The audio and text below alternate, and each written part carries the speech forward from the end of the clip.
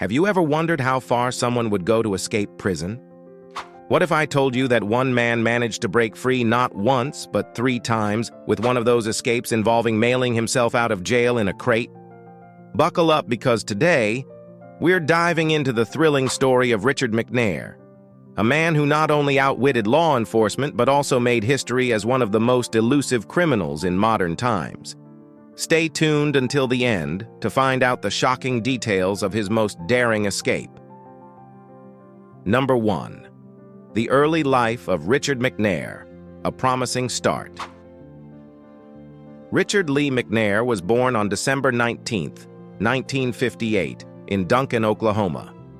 Raised in a family of law enforcement, his father was a deputy sheriff, McNair seemed to be on a completely different trajectory from the criminal path he'd eventually follow.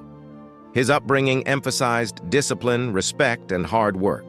He worked a variety of jobs, from construction worker to radio DJ, and even ventured into car sales, where his charm and adaptability earned him success. At age 19, he enrolled at Central State University to study criminal justice, but he dropped out after 6 months and returned to selling cars. Life seemed relatively normal, but beneath the surface, McNair was hiding a growing fascination with firearms and thrill-seeking behavior that would soon steer him in a much darker direction.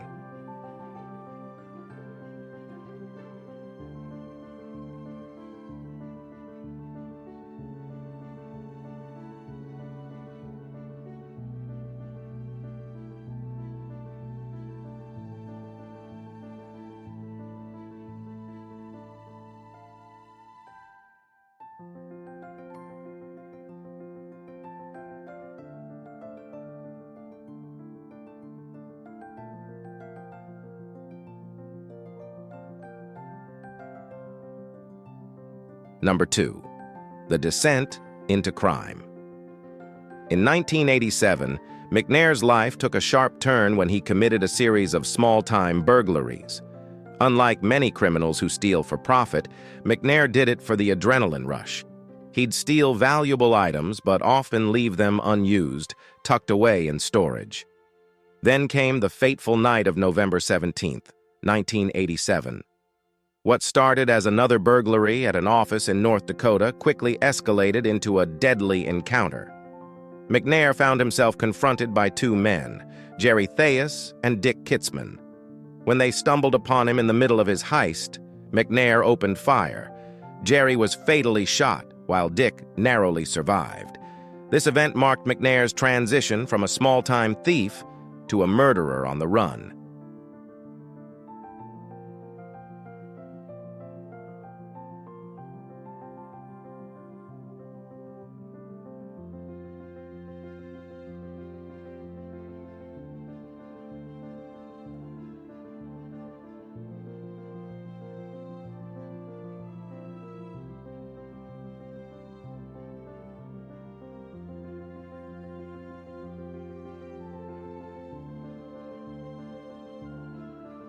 Number 3.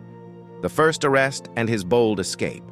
In February 1988, Richard McNair's string of burglaries came to an abrupt end when he was arrested after a tip-off from a storage facility where he had stashed his loot.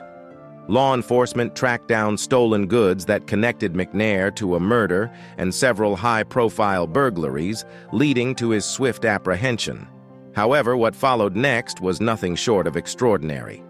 While being questioned in a North Dakota police station, McNair was handcuffed to a chair. But rather than panic, he remained calm and used lip balm as a makeshift lubricant, applying it to his wrists to wriggle free from the cuffs.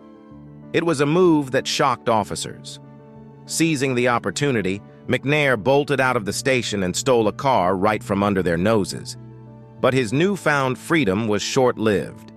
As police pursued him, he attempted to evade capture by breaking into an apartment complex, only to fall from a 3rd-story window in his haste to escape.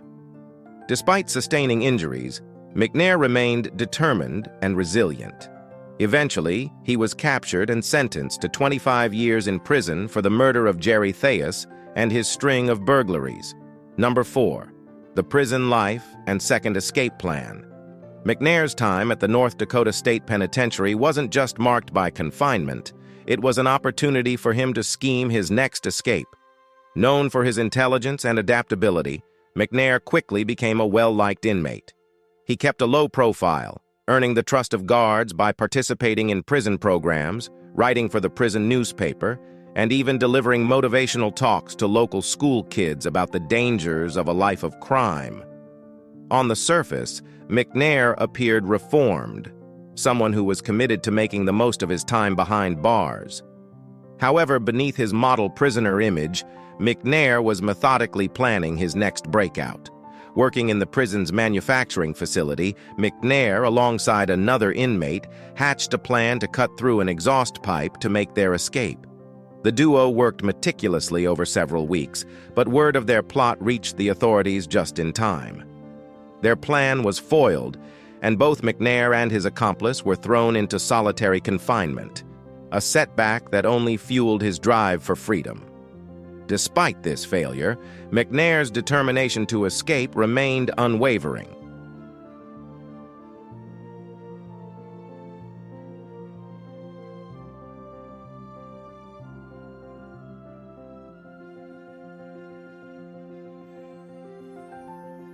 Number 5. The legendary escape, mailing himself out of prison. Fast forward to 2006, and McNair was now serving his sentence at a federal prison in Louisiana. By this point, he had escaped twice, but nothing compared to what he would pull off next. Working in the prison's mailroom, McNair concocted a plan to literally mail himself out of prison. He built a makeshift crate, crawled inside, and had it shipped out of the facility. The sheer audacity of the plan stunned everyone. He remained hidden inside the crate for hours as it was transported to a warehouse outside the prison walls. When the coast was clear, McNair broke free from the crate and simply walked away. This escape not only made headlines, but also solidified McNair's place in criminal lore as one of the most ingenious escape artists of all time.